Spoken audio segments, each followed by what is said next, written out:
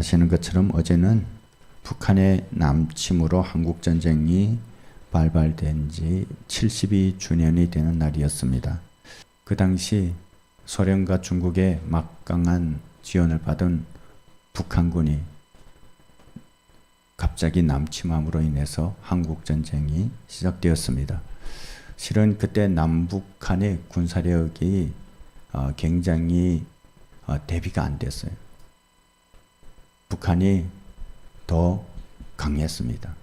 때문에 이 전쟁이 일어나서 3일 만에 이 서울이 점령당했습니다. 그리고 얼마 되지 않아서 여러분 지도를 찾아보시면 아실 수 있겠지만 저 낙동강 이남 오늘 경상남도 일부 지역과 부산을 빼고 거의 모든 한반도가 북한군에 의해서 점령되었습니다. 그런 상황에서 유엔이 참전을 결의했고 16개 나라에서 달려온 사람들 유엔군에 소속되어서 이 땅의 자유를 위해서 우리 국군과 또 우리 국민과 함께 싸웠습니다. 여러분 그때 당시 정말 저 땅끝까지 다 우리가 밀렸다면 어떻게 되었겠습니까? 오늘과 같은 이런 자유를 우리는 살아갈 수 없을 것입니다. 그 생각을 하면 너무 끔찍한 거예요. 이곳에 계시는 일부 분들은 자유가 없고 인권이 없는 북한에서 살아봤기 때문에 그 삶이 얼마나 끔찍한가 하는 것을 너무나도 잘 알고 있어요. 어제 6.25 이런 행사를 하는데 그때 참전했던 용사들이 이제는 90대 되었더라고요. 많은 분들이 세상을 떠났습니다. 자기 나라도 아니고 자기 민족도 아닌데 이 땅의 자유를 위해서 달려와 싸웠던 그런 분들, 그분들의 그 수고와 희생을 생각하면 너무나도 감사했고 감격했습니다. 여러분 이 땅의 자유를 우리가 계속해서 지킬 수 있어야 합니다.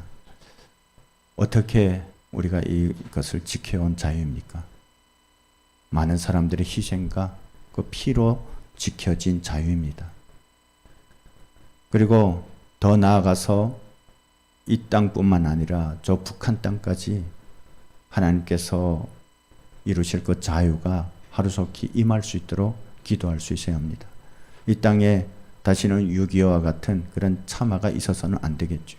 하나님의 방법으로 복음적인 방법으로 통일되고 우리 한민족이 그리스도 안에서 하나가 되고 또 함께 예배하며 하나님의 영광을 위해 살아갈 수 있는 그날이 임할 수 있도록 우리가 더욱 힘써 기도할 수 있어야 합니다.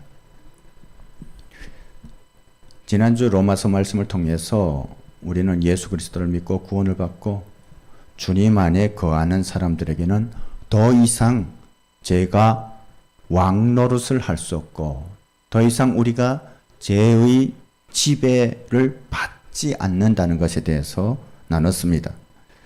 왜냐하면 우리가 예수 그리스도를 우리의 구주로 믿고 고백할 때에 예수님께서 우리의 모든 죄를 대신 지시고 십자가에서 죽으신 그 죽음이 나의 죽음이 된다는 거예요. 하나님을 모를 때 죄악 가운데서 살았던 우리의 옛사람도 십자가에 못 박히게 된다는 것이에요.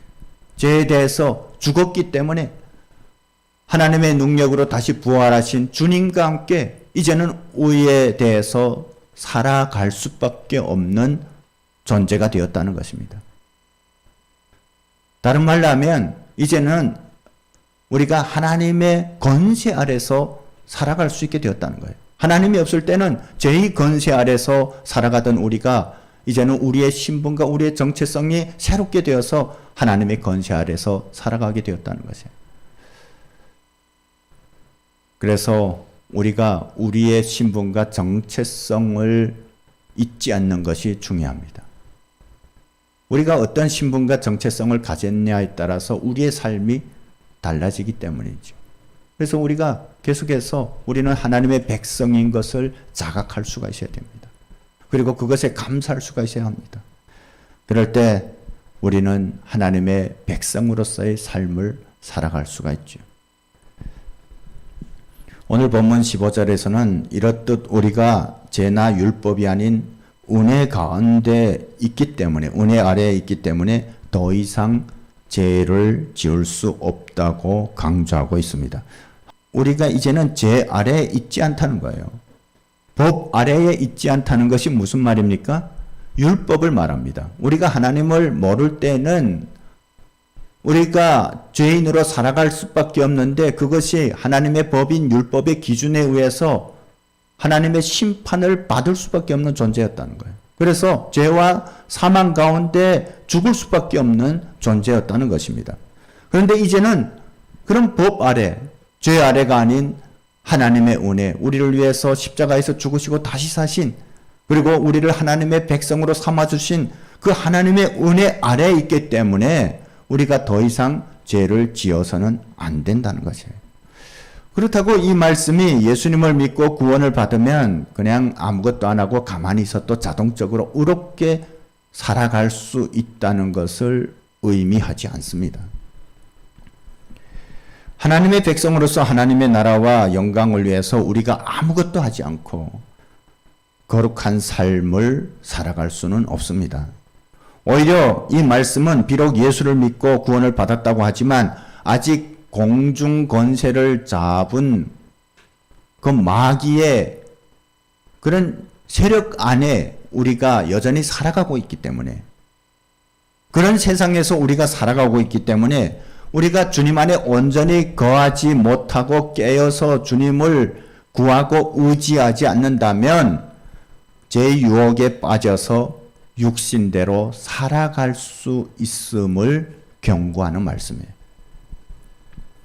성경은 세상의 모든 사람들이 무언가에 속해서 살아간다고 말씀하고 있습니다. 그것에 대해서 오늘 본문은 모든 사람이 무언가의 종으로 살아간다고 말씀하는 거예요. 여기서 말하는 종은 그냥 일반 종을 말하는 것이 아니라 노예를 의미해요. 여러분, 노예는 뭡니까? 자기의 어떤 권리가 전혀 없는 사람입니다. 자기의 모든 권리가 박탈당하고 주인에게 철저하게 예속된 사람을 말합니다. 주인의 뜻에 절대적으로 복종해야 되는 존재가 바로 노예입니다.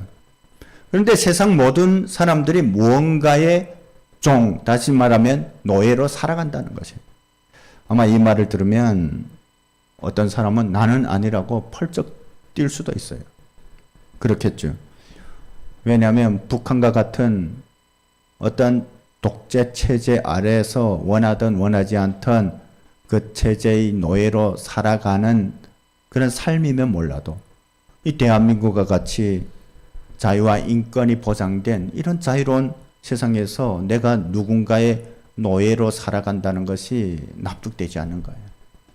아마 그렇게 말하면 화를 낼 사람들이 많을 것 같습니다.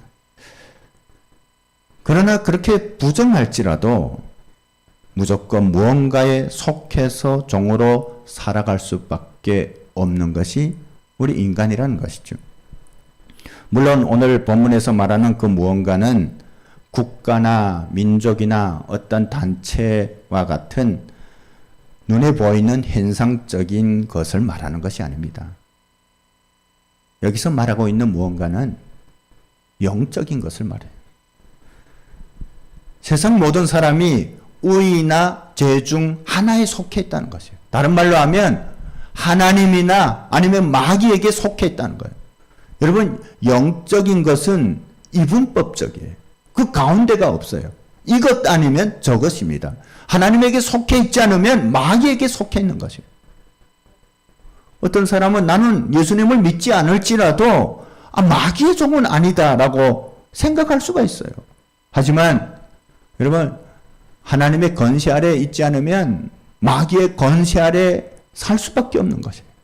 이 공중 권세를 잡은 마귀의 권세 아래 살아갈 수밖에 없는 것이 하나님이 없는 인생들입니다. 여러분, 가령 예를 들면 저 북한에서 살아갈 때 우리가 원하지 않던 원했던 그 땅에 어떤 그 체제의 노예로 살아갈 수밖에 없었어요. 거기서 산다는 것 자체가 그런 삶이었다는 거예요. 마찬가지입니다.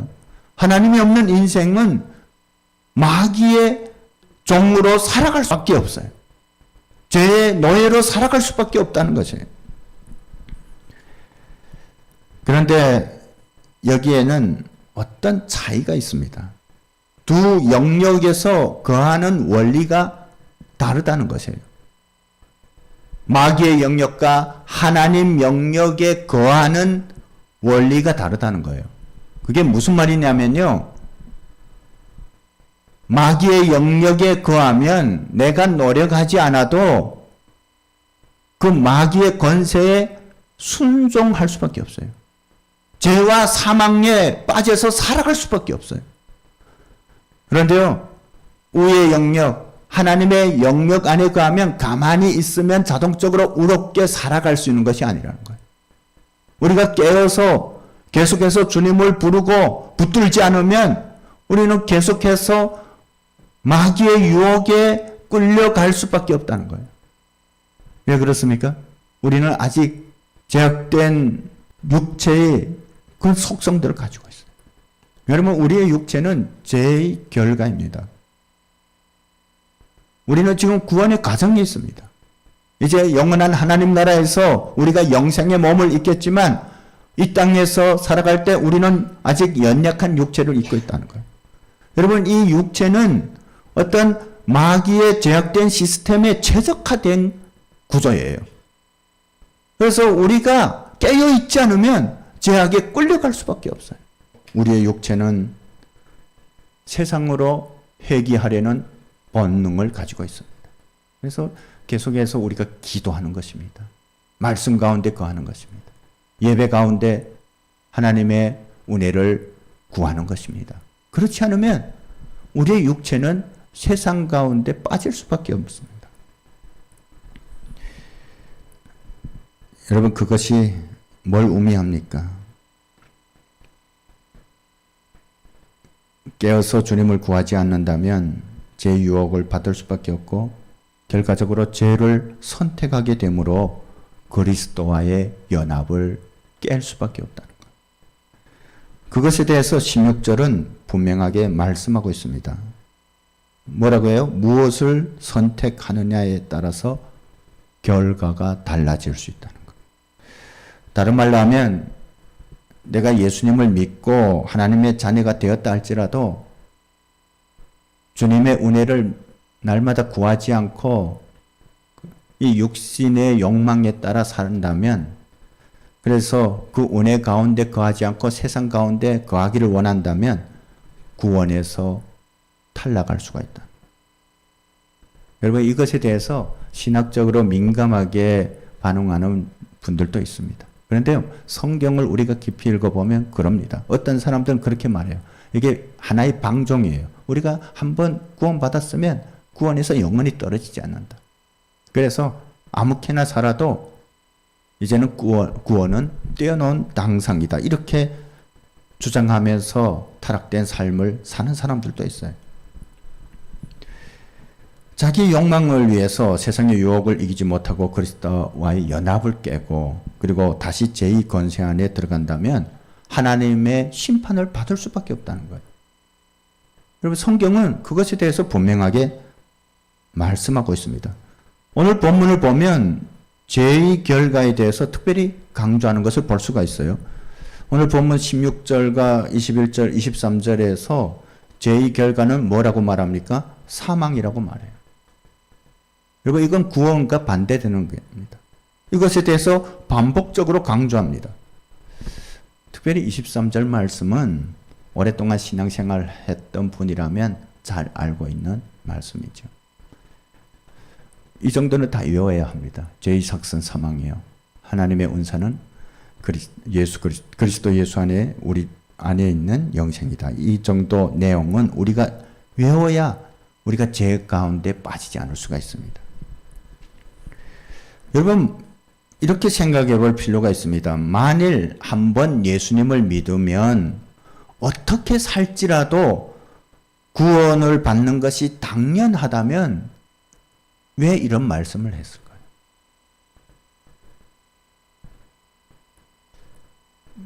많은 분들이 착각하는 부분이 있어요. 물론 성경에서 그런 뉘앙스로 말합니다.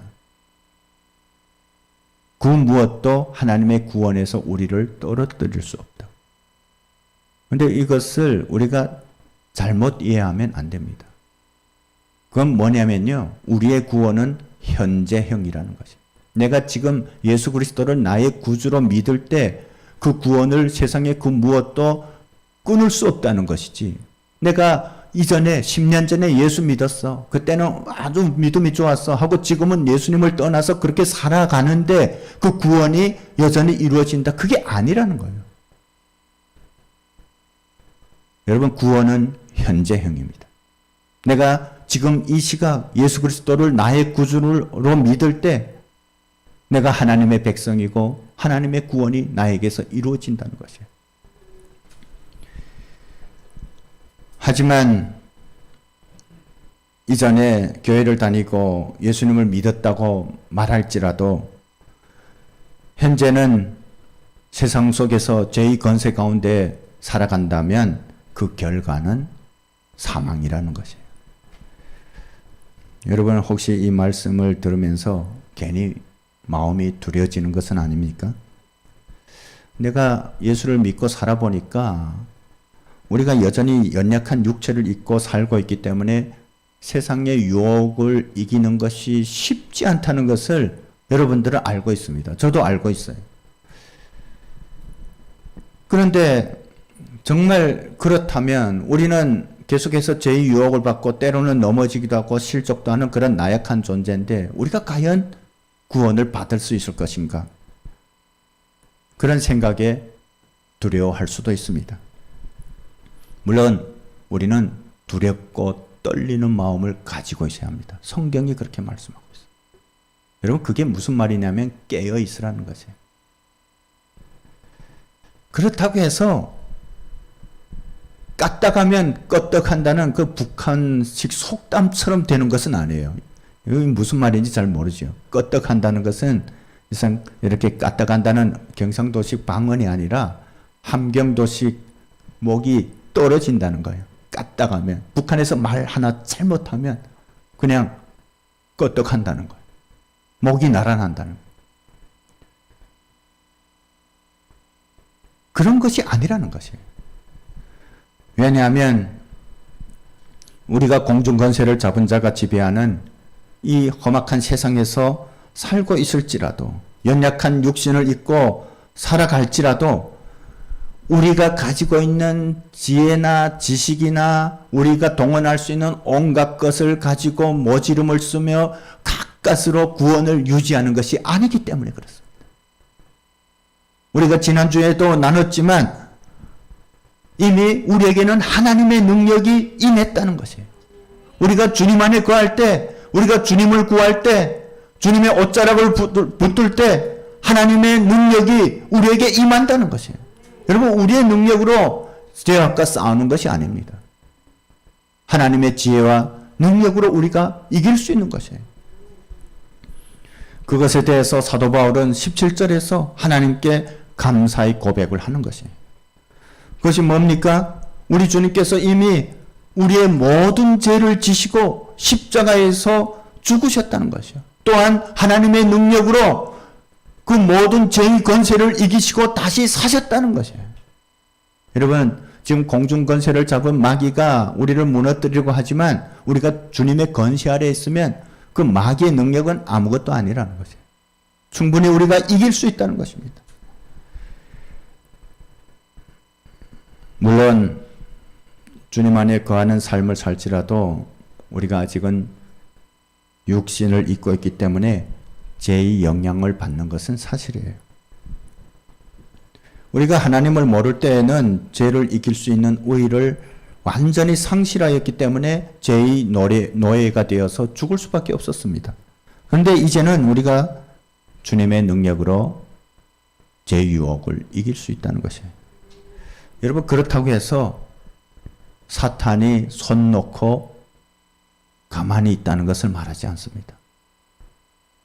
우리가 주님의 능력 안에 거하지 않는다면, 주님의 능력을 구하지 않는다면 우리의 힘과 능력으로, 지혜로 사탄을 이길 방법이 없어요. 사탄은 하나님의 백성들을 어떤 수단과 방법을 다 동원해서라도 구원해서 떨어뜨리려고 하고 있어요. 여러분, 그것이 사탄의 비전이에요. 사탄의 목표예요. 그것에 대해서 베드로전서 5장 8절 9절에서 이렇게 말씀하죠. 근신하라, 깨어라. 너희 대적 마귀가 우는 사자같이 두루다니며 삼킬 자를 찾나니 너희는 믿음을 굳게 하여 그를 대적하라. 이렇게 강조하고 있어요. 이 말씀이 뭡니까? 우리가 깨어있지 않으면, 주님의 은혜를 구하지 않는다면 사탄의 먹잇감이 된다는 거예요. 우리의 능력으로는 사탄을 이길 수가 없습니다. 그런데 우리가 예수 그리스도를 우리의 구주로 고백할 때, 하나님의 은혜를 구할 때 하나님의 능력이 우리와 함께하기 때문에 사탄을 넉넉히 이길 수 있다는 것이에요. 이 말씀처럼 우리가 깨어서 주님 안에 거하는 것이 중요합니다. 그렇지 않으면 넘어갈 수 있기 때문이죠. 여러분, 그리스도인들을 무너뜨리기 위한 사탄의 전략은 굉장히 날이 갈수록 고도화되고 있어요. 사탄을 우습게 보면 안 돼요. 그래서 우리가 그리스도인으로 살아갈 때 하나님의 능력을 특별히 구하지 않아도 구분하고 거부할 수 있는 죄들이 있어요. 그건 세상 사람들도 아는 부분이죠. 뭐 살인, 강도 이런 죄는 나쁘다. 우리가 하나님의 백성으로 하면 안 된다라는 것은 우리가 분명히 알아요. 그런데요, 그 밖에 수많은 죄들은 마치 그것이 죄가 아닌 양 여러 가지 모양으로 변장하여 우리를 유혹한다는 거죠. 그래서 우리가 하나님의 지혜와 능력을 구해야 된다는 것입니다. 깨어 있어야 된다는 것이에요. 왜 그럴까요? 사탄은 변신의 귀재예요. 고린도후서 11장 14절에 이런 말씀이 있습니다. 이것은 이상한 일이 아니니라. 사탄도 자기를 광명의 천사로 가장하나니. 여러분, 우리 주변 가운데 수많은 거짓된 것들이 있다는 것이에요.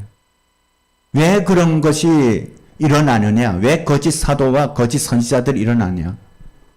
왜냐하면 사탄도 광명의 천사로 자기를 위장하기 때문에. 그 영을 받으면 세상은 거짓으로 나아갈 수밖에 없다는 것이죠. 여러분, 사탄이 절대로 우리를 유혹할 때 이것이 죄라고, 이것이 사망에 이르는 길이라고 광고하면서 유혹하지 않습니다. 이것은 괜찮은 것이라고, 이것은 좋은 것이라고, 이 정도는 괜찮다고 이렇게 유혹하는 것이에요. 그래서 우리가 깨어있지 않으면, 주님의 말씀 가운데 거하지 않으면 그 유혹에 넘어갈 수밖에 없다는 것이에요. 그렇다면 우리가 어떻게 제 유혹을 이길 수 있을까요? 그것에 대해서 성경은 분명하게 해답을 주고 있습니다. 오늘 본문에 그것이 나옵니다. 뭘까요? 그것은 순종입니다. 16절에 우리가 어떤 사람에게 순종하면 순종받는 사람의 종이 된다는 원리가 같다는 것이에요. 세상은 두 부류의 사람들이 있다고 했죠. 하나님께 속한 사람, 마귀에게 속한 사람. 마귀에게 속하면 의지적으로 순종하지 않아도 마치 절대적인 순종을 하는 것처럼 그렇게 살아가는 것이 인간의 속성이라고 했어요. 그런데 하나님 안에 거하면 우리가 가만히 있어도 우리의 삶을 살 수 있지 않다고 서두에 나눴습니다. 그래서 오늘 이 말씀에 순종에 대해서 강조하고 있는 것입니다. 우리가 깨어있지 않으면 죄에 대해서 취약할 수밖에 없다는 것이에요. 죄를 이기고 하나님의 의의를 이루는 길은 하나님의 뜻에 절대적으로 순종하는 것입니다. 그것에 대해서 16절에서는 순종의 종이라고 표현하는 것입니다. 너희 자신을 종으로 내주어 누구에게 순종하든지 그 순종함을 받는 자의 종이 되는 줄 너희가 알지 못하느냐?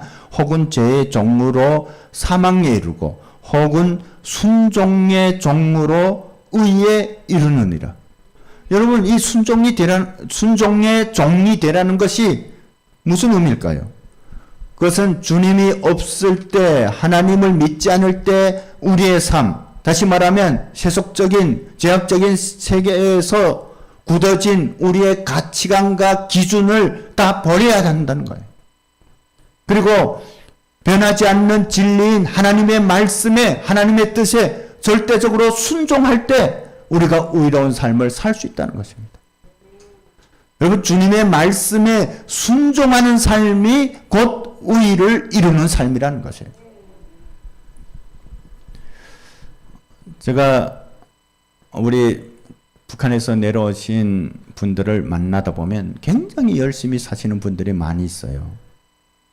그런데 간혹 그렇지 못한 분들이 있어요. 그래서 그분들은 정말 여기까지 어떻게 왔습니까? 목숨이 마치 2개, 3개인 양 목숨을 몇 개씩 내대면서 여기까지 온 게 아닙니까? 처음에는 눈물, 콧물 흘리고 감사하다가 얼마 있지 않으면 불평하고 불만하고 막 하다가 결과적으로 북한으로 돌아간 사람이 몇 명 있어요. 왜 그 지옥 같은 세상으로 다시 돌아갔을까? 너무 안타까운 거죠. 가면 100번 후회합니다. 갔던 사람들이 지금은 갔다가 돌아오기 어렵지만 이전에는 갔던 사람들이 거의 다 돌아왔어요. 대한민국에 와서 다시 북한에 들어간 것 때문에 교도소에 들어갈지라도 다시 오는 거예요. 근데요, 그런 분들을 볼 때 바뀌지 않는 거예요. 생각의 전환이 없습니다. 생각이 바뀌지 않아요. 여러분, 우리가 이 자유 대한민국에 왔으면 대한민국 헌법에 따라 대한민국 국민으로서의 가치관을 가지고 살아야 돼요. 그런데 북한에서 배웠던 그 잘못된 독재 체제의 그 생각과 거기서 주입되고 굳어졌던 그것을 그대로 가지고 살아가기 때문에 이 땅에서 사니까 힘든 거예요.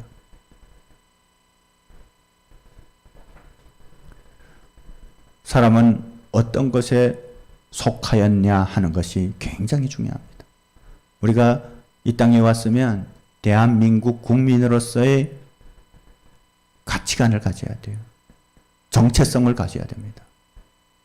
그리고 대한민국 국민으로 살아가야 합니다. 지난날 북한에서 그 독재 체제 아래에서 원하지 않던 그 체제를 찬양하고 그렇게 속박당하며 살았던 그 생각에서 벗어나야 돼요. 그런데 그런 생각에 계속 묶여 있다 보니까 힘든 거예요. 그래서 다시 돌아가는데 그것은 정말 잘못되고 안타까운 것입니다. 이 땅에 와서 우리가 잘 정착할 수 있는 길은 우리의 옛 생각을 버리고 우리에게 허락된 이 자유를 따라서 건강하고 바른 가치관을 가지는 것입니다. 그래서 우리가 이 땅에 온 탈북민들이 하나님을 믿게 하는 것이 중요해요. 하나님을 믿을 때 그 잘못된 가치관이 바뀌게 됩니다. 물론 대한민국에 왔다고 해서 다 좋은 것이 아니에요. 이 땅에 얼마나 죄의 유혹들이 많습니까? 얼마나 이 땅에도 잘못된 것들이 많습니까? 하나님께서 허락하신 이 자유라는 그 고귀한 가치를 얼마나 잘못되게 사용하는 사람들이 많이 있습니까? 여러분, 자유를 누린다고 해서 다 좋은 것이 아니에요. 잘못된 자유, 잘못 누리는 자유는 차라리 그 자유가 속박당하는 것이 더 나을지도 몰라요. 그 자유라는 미명하에 얼마나 노골적으로, 합법적으로 하나님을 대적하며 하나님께서 싫어하시는 그런 죄악들을 일삼고 있습니까?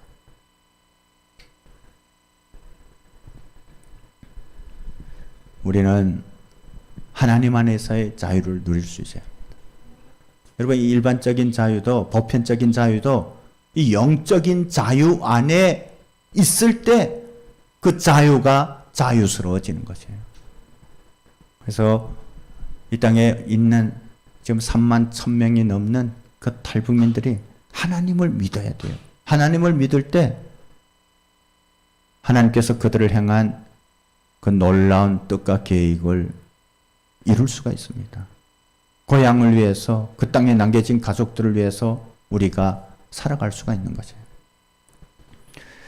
우리가 주님의 뜻에 순종하며 살 때 우리는 주님 안에서 안전하게 그리고 더 굳건히 거할 수 있습니다. 여러분, 제약된 세상에서 우리가 승리할 수 있는 길은 주님 안에 거하는 것이에요. 우리가 왜 넘어지냐? 주님 안에 온전히 거하지 못하기 때문에 넘어지는 거예요. 한 발은 적당히 세상에 딛고 한 발은 적당히 하나님 안에 거하고 이렇게 왔다 갔다 하니까 자꾸 실족하고 넘어지는 것이죠. 주님 안에 온전히 거할 수 있다면 우리는 세상의 어떤 유혹에도 어떤 폭풍에도 흔들리지 않을 수가 있습니다. 그리고 주님 안에 온전히 거할 때, 그 뜻에 순종할 때 우리가 여전히 연약한 육신을 입고 있지만 그럼에도 불구하고 죄의 유혹을 이기고 이 땅 가운데서 하나님의 의의를 나타낼 수 있다는 것입니다. 그런 삶에 오늘 말씀처럼 의의 열매가 맺히게 되고 그런 삶의 결과가 영생이라는 것이에요. 여러분, 이제 우리가 영광스러운 하나님 나라에 거하게 될 때 이 자리에 계시는 모든 분들이 다 그곳에서도 해와 같은 얼굴로 함께 했으면 좋겠어요. 그런 믿음으로 승리하는 여러분과 저가 되기를 주님의 이름으로 축복합니다.